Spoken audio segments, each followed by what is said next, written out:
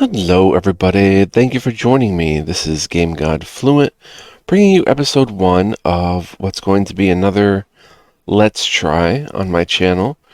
What that means is that we probably won't play a ton of episodes of this game, but we're going to try it, and who knows, it could end up having a ton of episodes, like my Heroes of Steel Let's Try turned into a lot of episodes, so who knows, but this is a game that I kind of discovered a few years ago, actually. I found it was one of the first kind of obscure things I found on Steam, and I knew it had a lot of potential, but I never really got into it, and even to this day, I never really kind of played it all that much, though it's been on my list of wanting to play it. As you can see, 91 minutes, and that's over the course of maybe like 5 or 6 times, starting over and just testing it out, but it seems really cool, so we're going to actually try it and get into it today and see where it goes. Learn it together. This is Grim Wanderings 2. Now, this is also for mobile. I ended up getting it on mobile too, but it's also on PC, and like I said, it's one of the first obscure RPG strategy things that I found, and I was really impressed by it. So, here we are. We'll see how it goes. Let's go ahead and check. You can join their Discord, Facebook. Let's go ahead and check the settings. Full screen on. Yeah, we want full screen on. Autosave on. Hints on. Card animation, normal. Font. We want the cool font. Alright, so let's hit play. We're going to hit new game. We have adventure and strategy. Strategy is for more advanced players, and adventure, I wish it would tell me. Can I hover over it or something? Strategy.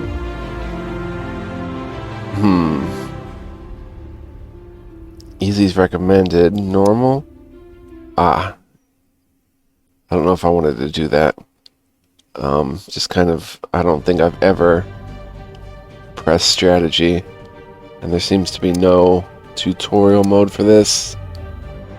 But yeah, there's a lot going on in this game, so let's go back to the main menu. I think we want adventure. I thought there was some bubble that pops up and says beginners should try adventure, but anyway, we get to choose our race. There are tooltips eventually. All these races, and these races have feelings about each other as well, likes and dislikes. So we've got human, half-elf, elf, dwarf, gnome, orc, lizard man, rat man, and undying. So pretty cool. You get a lot of choices here. I'm going to go ahead and start as a half-elf maybe, and then we get a class choice. Still no tooltips that I can see, but we've got a monk, an archer, an elementalist, a shaman, a healer, a rogue, a battle mage, a paladin, an adept, a telepath, and a druid. And classes are different depending on what race you are as well. Some of them will overlap, I think, but some are unique to the races. So, alright, we'll be a half-elf. How about a half-elf?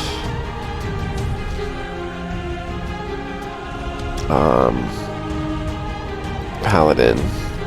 And here come the tips. Characteristics. A character is defined by two main things, the race and class. Race affects the growth of characteristics less than class, but nevertheless also contributes. The class, in addition to distributing the growth of characteristics, determines what passive abilities a character can learn, what weapons and armor he can use, and what active abilities he will use in battle. On the character screen, there's a fairly impressive amount of its characteristics. You can see the purpose of each by clicking on it. To view a character's passive or active abilities, click on the corresponding buttons at the bottom of this interface. So we can see, these are the stats that we start with. We've got strength. We can click it, determines the physical development of the character. It affects hit points, physical power, dynamic power, physical defense, and endurance. Base value is 48, and the formula is the race strength growth plus class strength growth times character level plus 3. So, as you can see, we have a lot of strength. We have good wisdom.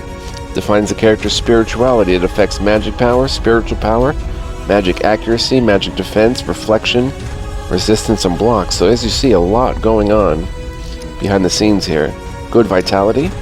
Vitality determines a character's ability to endure pain, affects hit points, physical defense, sustainability, and endurance. Now our stats that are lower are agility, defines a variety of motor qualities and abilities of the character. It affects dynamic power, physical accuracy, sustainability, initiative, and evasion, and we'll find out what that stuff means too in a minute here. And low intelligence determines the mind, intuition, and magical aptitude of a character. It affects magic power, magic defense, reflection, resistance, and parry. Interestingly enough, here we've got physical power, used to calculate the power of abilities and statuses, a 26. We've got dynamic power, used to calculate the power of abilities and statuses, 14. 11 is magic power. And then we've got spiritual power. So our spiritual power is pretty good, 22. Our physical power is good. These two, dynamic power and magic power, leave a little bit to be desired. We're level 1. The maximum level a character can reach is 20. And here's what some of that stuff is. So our skills, you could say, or abilities, with physical defense. Reduces direct ability damage if ability has a physical source. 7, and then we have a 9 in initiative, used to calculate the sequence of character turns in battles. That's very good. Happiness is part of that calculation, interestingly enough. Evasion reduces the chance of hitting a hostile ability, subtracted from base ability precision. Maximum base precision decreases 30%. Resistance reduces effect power of hostile status if status has a magical source. So like casting a poison spell on you, it will check your resistance. Reflection reduces the duration points of hostile status if the status has a magical sort. So if you get hit with a poison spell, a better reflection will help you get rid of it sooner. Magic defense reduces direct ability damage if the ability has a magical source. Magical accuracy, used to calculate the chance of hitting an ability if the ability has a magical source, added to base ability precision. Endurance reduces the effect of hostile status if the status has a physical source, so it's like resistance. Sustainability, I'm sure, is the same as reflection. Yep, duration of hostile status if the status has a physical source. Physical defense reduces direct ability damage if the ability has a physical source. And physical accuracy, used to calculate the chance of hitting an ability if ability has the physical source. And then block and parry. Parry is a chance to parry a hostile ability. Only ability with a physical source and radius equal to 1 can be parried. By default, characters cannot parry. Artifacts or passive skills can make it possible to parry, and the max chance to parry is 30%. And block, chance to block hostile ability. By default, characters cannot block. Artifacts or passive skills can make it possible to block, and the max block chance is 20. Then we've got more stats. Stamina. Stamina affects the physical, dynamic, magical, and spiritual power of the character. The base value of these parameters is multiplied by the coefficient determined by the current character's stamina. Did you get all that? It'll make sense as we go. At the beginning of the turn, the character's stamina may change under the influence of various factors. The actual change can be found in the description of stamina. Stamina decreases when you move around the global map, move in battle, and use active abilities. So for our power to be stronger, we want to have good stamina because it affects physical, dynamic, magic, and spiritual power. Move in battle, ability use, squad move. Right now we're at 100 out of 100. Then we've got happiness. Affects characters' physical and magic accuracy, physical and magic defense, and initiative.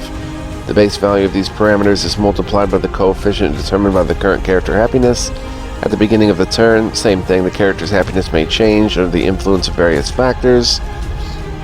Happiness is reduced when character dies, or if you don't have enough resources to pay their salary. If the character's happiness is reduced to a critical level of 10 points, then he will leave you in a few turns. Death, no salary, and it affects accuracy, defense, and initiative. And then we've got salary, the number of resources that the character consumes each turn. If you can't pay a character's salary, their happiness will decrease. Looks like gold coins 3, food 1. I think that's bread, but I don't know what that is. but you have to pay that. So this is the first sheet here. Hit points, the amount of damage a character is able to bear before death. Strength times 0.5 plus vitality times 2. And energy, uses payment for movement and using active abilities in battle. Half-elf. Okay, race relations. The relationship of character in the squad affects the change in its happiness at the beginning of the turn. The relationship of each individual character is calculated based on the relationship of its race with the race of each of the other characters. You can see what relationship a character has in the squad by clicking on its happiness parameter. This mechanic is not fundamental, so you can play a squad with bad relationships, but it will be a little more difficult. So here's the level up growth for half-elf. 2 strength, 3 agility, 2 intelligence, 2 wisdom, 1 vitality. And here's the relations. You can see they dislike dwarves, sympathetic to elves, dislike gnomes, they trust their own half-elves, sympathetic to humans, neutral on lizardman, hated on orcs. So if we put an orc in the party, you know, it's going to be a little more difficult. So we have to keep this in mind and check this when we're hiring troops for our little army. So, and as you can see, there's a lot of races, which is very cool. Sympathy for harpies, that's interesting. And then paladin shows you the level up growth: 10 strength, 8 wisdom and vitality, 2 agility and intelligence, and they specialize in melee combat and support. What else can we click here? This menu. These are the passive abilities. Character passive abilities are determined by his class. Characters gain 1 passive ability point per level. Some unintelligent races get a point every 2 levels. The player can choose which ability to learn or improve with the help of the gain point. The maximum passive ability is level 3, but not all abilities can be improved to this level. In addition to class restrictions, there is a restriction on the level of the character. To improve a passive ability to level 2, a character must be at least level 6, and level 12 to get it to level 3. Passive abilities are divided into several blocks. The first block contains passive abilities that allow you to learn and improve active abilities. There are abilities common to many classes, and there are abilities unique to each class. In the second, third, and fourth blocks, there are abilities that determine which artifacts characters can use. In the fifth block, there are abilities that give an increase in characteristics. And the sixth block contains abilities that give the character additional opportunities to interact with the game environment. We'll go over this again. The active character will be tested. The abilities of identifying artifacts, repairing artifacts, and trading. That is, before you trade in the store, it is better to choose the character with the greatest trading ability. The same principle applies to identifying and repairing artifacts. So, the sixth block is like skill checks that are used in the game world. Different passives. The fifth blocks give an increase in characteristics, which is like your stats. Second, third, and fourth blocks determine which artifacts the character can use. And the first contains abilities that allow you to learn and improve on active abilities. Okay, let's see if we can make sense of this. So, passive abilities, we can always click that again to learn about it. 3 available passive ability points. So we have 3 points available. And as you can see, all the passive abilities. Isn't that cool? Look at all this stuff. So most of them are pretty self-explanatory, but stuff like Divine Force. Level 1 allows you to learn Divine Force active abilities of the first tier, second tier, then third tier. It shows you what those abilities are. So since she has 1 point in it, this would be the first tier. Character active abilities. The description of the active ability is divided into several blocks. For more information, click on the block you're interested in. The active ability can have 2 types of effects. The first is an instant effect, such as dealing damage or healing. The second type of impact is the imposition of status. So, Divine Touch would be the first thing that she has. If you make a female. So let's see, what is the description of it? Single, its magical source targeted on an ally imposes positive statuses. It imposes haste for 2 turns, 100% chance. Positive magical increases the cooldown reduction of active abilities at the beginning of the turn by 1. So that's what haste will do.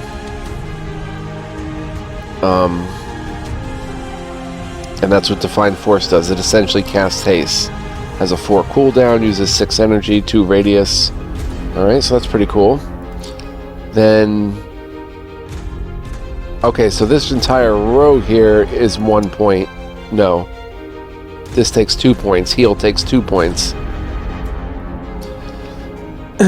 Heals the amount of points equal to the spiritual power times 0.8. So it'll heal 18.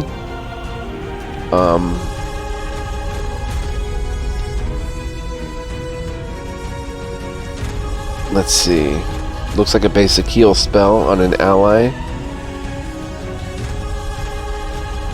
Initiator enemy before ability resolution. I'm not sure what that means. This ability can target only the same hex as the ability of unit that initiated it. Yeah, okay. Oh, now we want,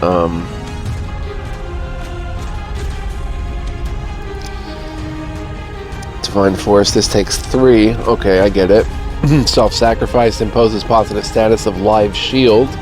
So we won't get into that yet because we don't have that yet. We do have level 2 Divine Touch, which gets haste for 3 turns. And do we have level 3 Divine Touch? No, that takes 2. So all we have right now, it seems, is Divine Force level 1 and 2 that we can use, which is the haste spell. That's in Divine Force, though. Then there's Military Matter. Pretty self-explanatory. We do have a Strike, 90% precision, 2 cooldown, single physical enemy, damages 21, and it just deals damage equal to physical power times 0.8, so it's a little more extra damage. Do we have level 2? We do. This is 26, so it does damage equal to physical power and costs 8 energy. What does the first one cost? 6. And that's as far as we go in this line. Oh no, we get protective position as well. Self affected area sources physical target allies, so it increases physical defense for 2 turns. Increases physical defense by number of points equal to effect power, and it increases magic defense for 2 turns. Not sure what the 1 is. Effect power 1, okay. And effect power 3. We'll learn more about this as we go, but that's Military Matter. Okay, we have level 2 protective position, actually. Or is that what I clicked? 2 turns, and it seems that the effect power is level 2 for magic defense, whatever that may mean. 3 effect power for physical defense. Do we have level 3 of it? No. Do we have this? No. Okay, that's all we have. There's Cleave, but that's what we have for Military Matter. Then base support. We have Burst of Energy. It's a magical source on an ally. Restores energy points amount equal to 18 plus character level times 2. So that would equal 20. So we have Burst of Energy. We have plus character level times 3, so 21. We have level 2 of Burst of Energy. We have Charge of Will, deals damage equal to spiritual power times 0.06, so this is a magical attack. Charge of Will. We have level 2, so we can do 15 damage with it. We have the second level of it. Do we have any of these others? No. Okay, so that's base support. So if we increase these levels, it will increase the abilities that we can use. Then we have Composite Armor. It will tell you what it does. Level 1 allows you to use composite armor of 1st, 2nd, and 3rd tier. Level 2 increases the positive effects of composite armor by 25% and allows you to use composite armor of the 4th tier.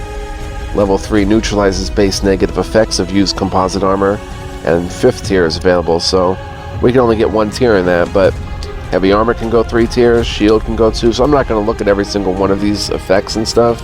It's pretty self-explanatory. You know, we can use these things for defense. Then there's weapons, runes that we can use, crystals, same idea, talismans, we can use them to level 3. So it's pretty cool. Then potions and scrolls. You do have to get a point for potions if you want to use potions, I guess, and scrolls. She can go to level 3. And then this block, bodybuilding, will increase your characteristics, so increase in hit points by 3 per level, increase physical accuracy by 0.5 per character level, accuracy of magic, art of defense, physical defense per character level, so, you know, pretty self-explanatory. Then these are the ones that affect the environment of the game world that you may have skill checks in, like persuasion, unlocks additional options in events, repair artifacts, up to the 2nd tier, identify artifacts, up to the 2nd tier, so she's good at repairing, pretty good at persuasion, and so on. So, very cool, lots of stats and stuff, right? And she has 3 points we can spend before we even start the game. Oh, and here's her active abilities. And this would be the active potion, which she doesn't have yet, but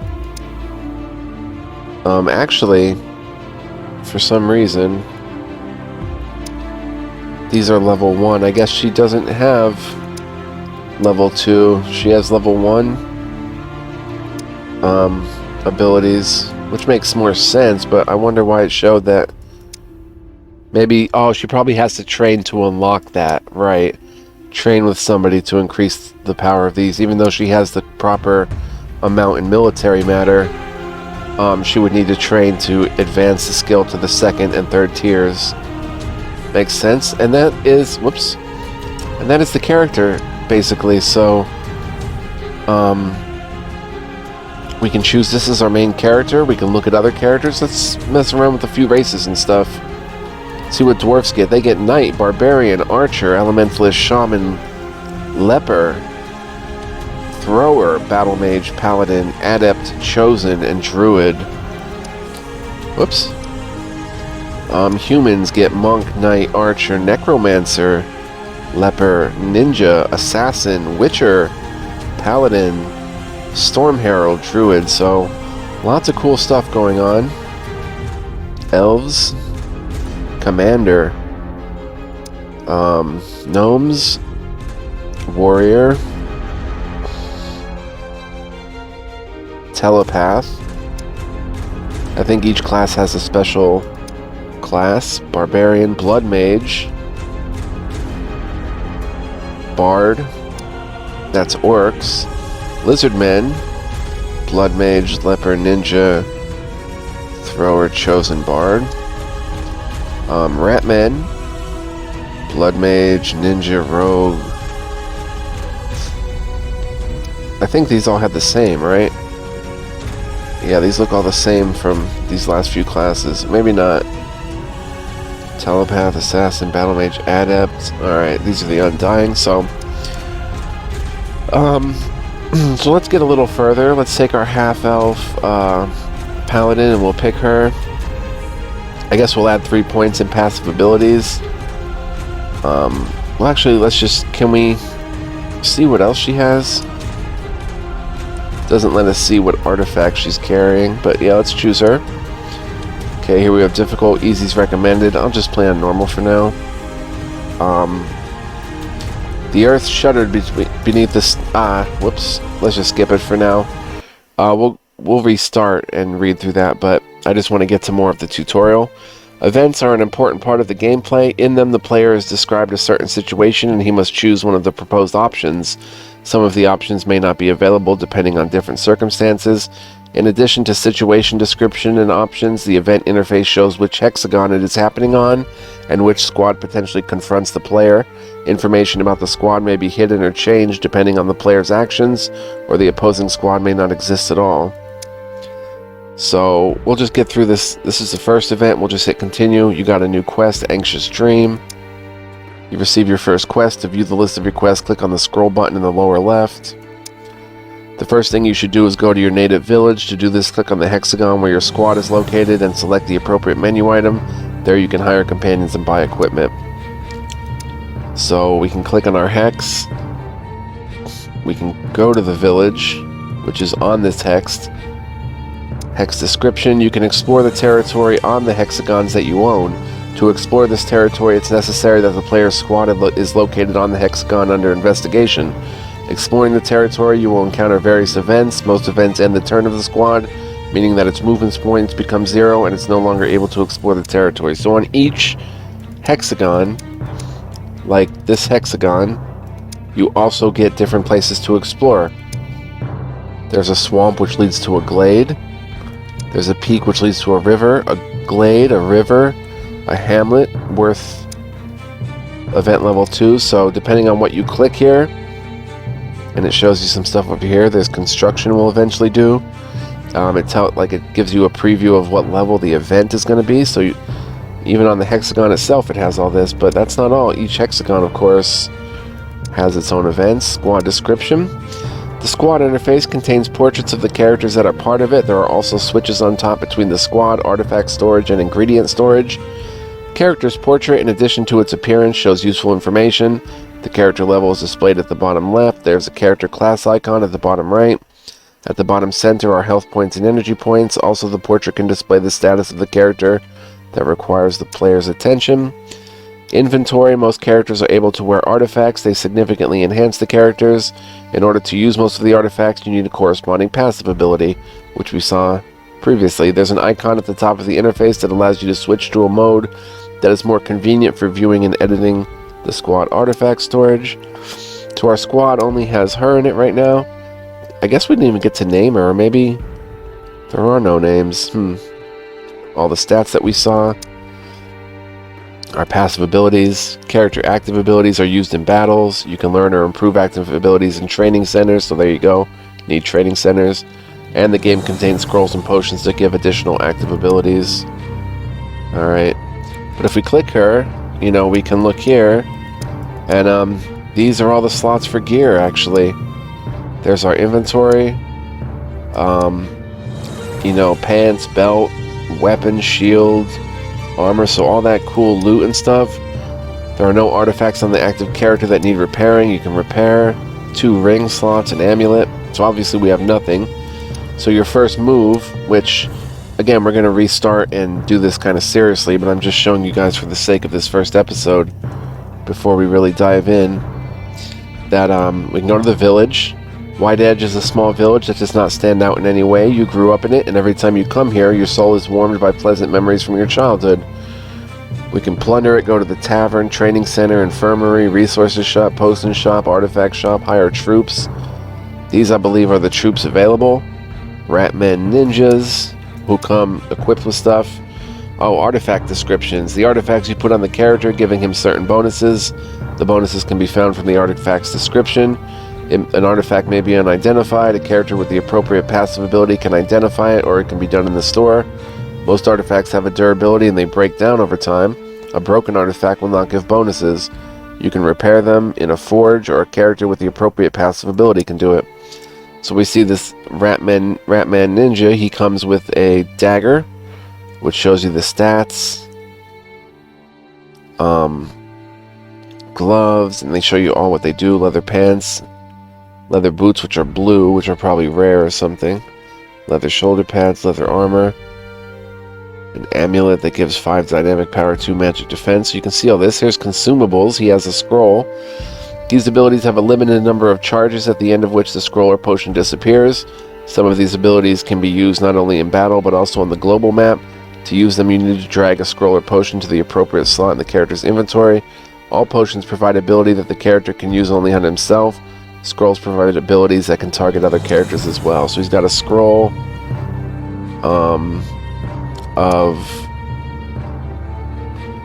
we know about the blocks. He's got an energy scroll. It restores energy on himself or anybody. It's worth 67. Not that he's level 9. These might be the protectors, not what's available, right? These are the protectors. If we go to hire troops, to hire a character, drag his portrait to your squad. The choice of companion should be approached with special care. It will be extremely inconvenient to play a party fully equipped with warriors or consisting only of magicians. It is also worth paying attention to the relationship between the races. To view them, click on the race name on the main characteristics screen. At the beginning of the game, the player's maximum squad size is limited to 4. With the growth of the main character's level, the max number of the squad will increase, and available mercenaries are updated every 7 turns. So, yeah, pretty basic stuff here. And the game's not that hard to understand. It looks kind of overwhelming at first, but it's not really that bad once you kind of dig in. So these are the troops that are currently available. We do have rat men, but they're monks, and they're level 1, of course, not level 9. We can, you know, how are we with rat men? We're half elf, so we're neutral, so we could hire a rat man if we wanted to. We'd have to check him out, see what he brings to the table. We have a level 2 leper, a human leper. Half elves are cool with humans. An elf knight, a dwarf shaman, an orc commander, a lizard man chosen, and level 2 half elf paladin, which kind of looks like me, but she's level 2. I don't know if I can change the portrait or stuff, I'm not sure. But, yeah.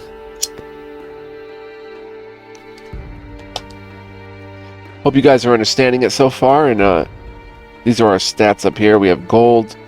Okay, that is bread. Bread and meat. There's wine. There's wood. Stone. Iron. Magic ore. Herbs. Mushrooms. So there is, admittedly, a lot going on in this game. So it's just, you know, going to be up to us to try to suss it all out. So for this squad, I would probably look at the human first and say human leper. They have sympathy for us, but what do we have for them? Oh, sympathy, okay. So that's a good thing. And she's level 2, and what do lepers bring to the table? No strength, but very good wisdom. They're a support character. Good agility, interestingly enough. And agility again. Motor qualities and abilities of the character affects dynamic power, physical accuracy, sustainability, initiative, and evasion. And very high wisdom. See her stats here. Good on initiative. Stats better than ours. Her stamina, her happiness, her salary. She has no 3 points in passive abilities, but they're all going to have different passive abilities. You know, she's got heavy armor, base support, and withering. She uses magic wands or talismans. She can use potions. And she's got stealth, so, you know, we'll get into all these as we see them pop up. Her active abilities are burst of energy. It restores energy. Is sleeping sickness, imposes negative statuses for 2 turns with an 80% chance. Statuses impose certain effects on the character. You can find out exactly what effect has the status from its description. At the end of the battle or at the end of the turn, on the global map, all statuses are leaving the characters. The description of status is divided into several blocks. For more information, click on the block you're interested in. So this is a withering spell. It decreases evasion, 80% chance. 15 effect power, decreases evasion by number of points equal to effect power. It's a negative type of magical spell. And if we click it, we can then click on the block. So chance to impose is the probability with which the status will be imposed on the target character. Duration points are reduced at the beginning of the character's turn by the amount of duration points per turn. When the duration points are less than or equal to 0, the status will leave the character. Thus, the number of turns that the status will affect a character is equal to the duration points divided by the duration points per turn rounded up. So, you know, it has 19 duration points and per turn is 10. So, you know, two turns, 19 over 10, 15 effect power. This just are secondary parameters, whether it has positive effect for the target character or negative. The source determines the nature of the status. There are physical and magical statuses at a time. Depending on the source of the status, appropriate characteristics will be used to oppose its action if it is negative. The accumulation of status determines how many of these statuses can be on the character. Accumulation is not tied to a specific status, but to the source that imposes it. That is, there could be 2 different abilities that impose the same status, but with different accumulations. There are 3 types of status accumulation. Okay, this would be interesting. First is a unique type of accumulation. A character can't have more than one of the same status with this type of accumulation. Second is a single type of accumulation. The same source cannot impose more than one status with this type. The source is most often the active ability of the character, but there may be other sources. Third is a cumulative type of accumulation. It does not impose any restrictions. A character can have any number of identical statuses with this type. If a character should have a status imposed on it, but it does not pass the accumulation check, then it will be compared to the status that prevents it from passing the check, and if the new status is stronger than the previous one, it will replace it. Ah. So that makes enough sense. Accumulation is single, and now just if, for example, we check this, it's unique. So she can have, apparently it looks like we can use the sleep. Someone can get hit with the sleep and then hit with decreased evasion, but we can't cast another decrease evasion on them unless it's stronger to replace it. And we can't cast another unique accumulation other than sleep, so we can't keep pelting it with unique accumulation. So that makes enough sense. This is just the description. That's the calculation. Fairly easy to understand. This, I think, is the school that it falls under. Something like that, probably. So this lowers evasion, puts them to sleep, but each one has an 80% chance of hitting. Sleep for 2 turns, decrease evasion for 2 turns. It's a withering spell, so that's pretty cool. Then she has Charge of Will, which is just a magical attack, deals damage for her spiritual power 23, and her spiritual power is 38. So, she's going to do much better with that ability than, say, if she's swinging, let's see here. She has no equipment, but if she was swinging a dagger or something, nobody has equipment. Okay, good to know. So I'm definitely interested in her. Whoops. And she's 400 gold. Is there any sort of healer type character? Dwarf Shaman. Do you have some sort of heal? Rite of Power. Impose positive effects. 2 levels of increased physical power. 2 levels of increased dynamic power. 2 levels of increased magical and spiritual power with an 80% chance. So that is very cool.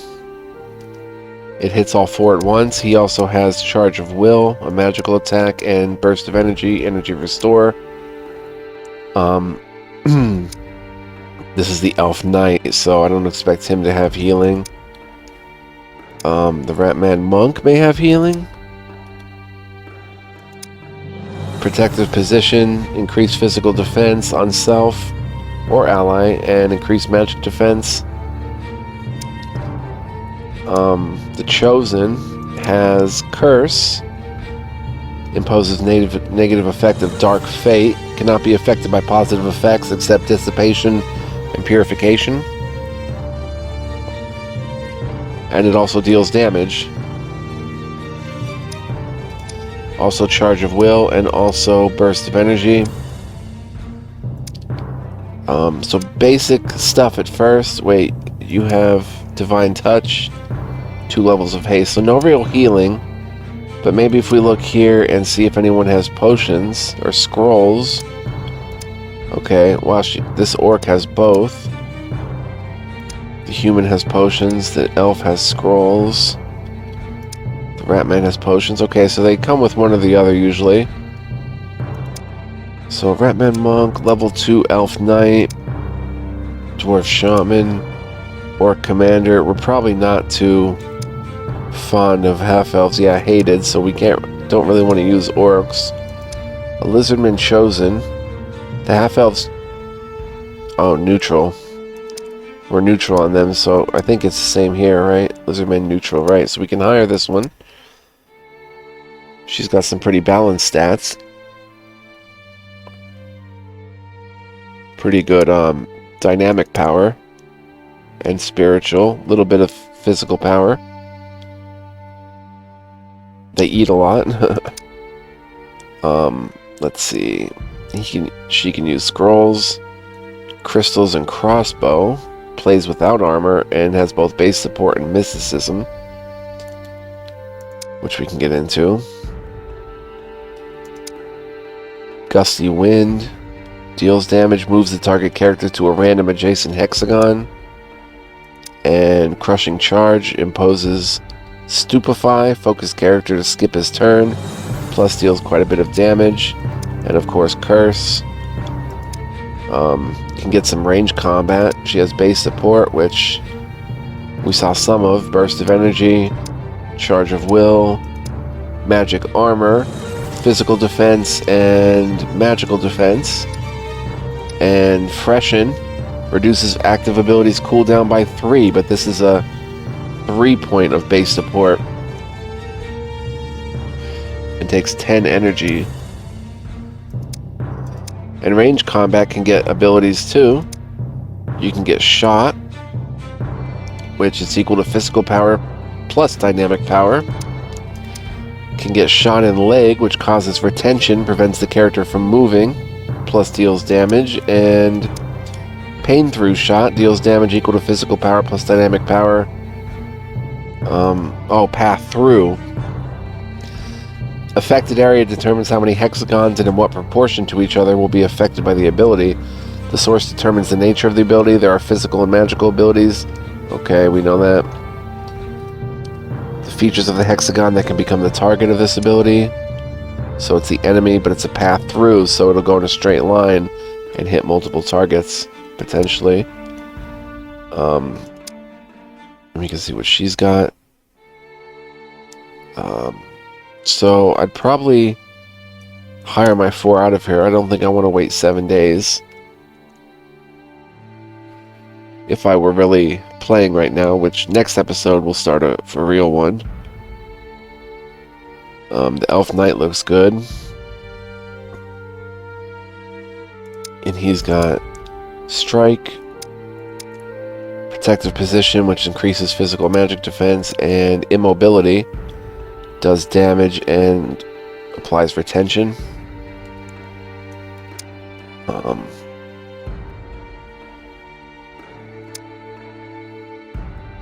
The monk has Dissipating Push, Dissipation Positive, reduces positive status effect power, right, by spiritual power times 5 and deals damage equal to physical power. So if they have positive statuses, this will reduce them by 9. Protective Position and Strike.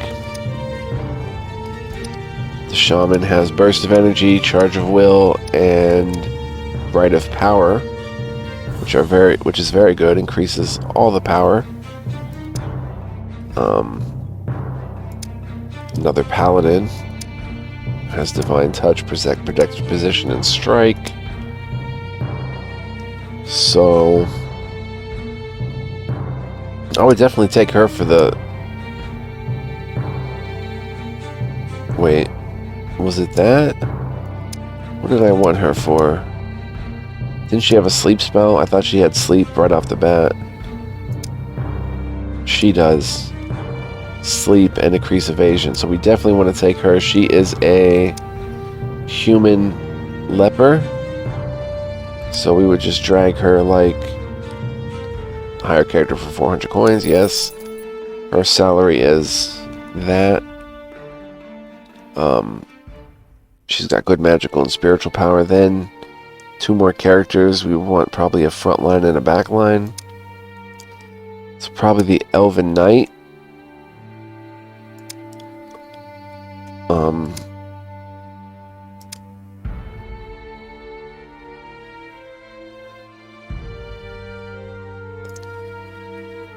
Let's see here. He has a much more expensive salary, kind of, but the monk, the rat man, eats more. But I would probably get, like, the Elf Knight. And then, finally, either the Dwarf Shaman or the Lizard Man. Probably the Lizard Man. Lizard Woman, chosen. Good agility, wisdom. Yeah, she's pretty balanced, so we'd probably get her. Plus she can get ranged abilities. So that would be our party going forward. I still have to spend the 3 passives that I have. Then we can X out hire troops and head to the artifact shop. In artifact store, you can purchase artifacts and sell artifacts or ingredients. You can also identify. To buy an artifact, drag it to your storage. To sell, do the opposite. You can also right-click or double-click. The assortment of the artifact stores updated every 7 turns. All other stores have the same update interval. So you see all sorts of stuff we can pick up. You know, potion or crystals, throwing axes, a book that gives... I don't know if that's...